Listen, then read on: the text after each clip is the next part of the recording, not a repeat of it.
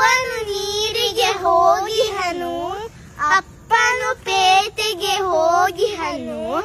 ಅವ್ವನು ಬರಲಿ ಅಪ್ಪನು ಬರಲಿ, ತಿನ್ನಲು ಹಣ್ಣನ್ನು ಕಳಿಸುವೆನು.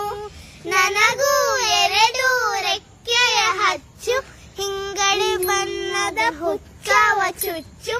ನೆತ್ತಿಯ ಮೇಲೆ ಹಚ್ಚವ ಹಚ್ಚು, ಮೆಲ್ಲನೆ ಮೇಲೆ ಹಾರುವ ಹಚ್ಚು. ಅಲ್ಲಿಂದಿತ್ತ ಇಲ್ಲಿಂದತ್ತ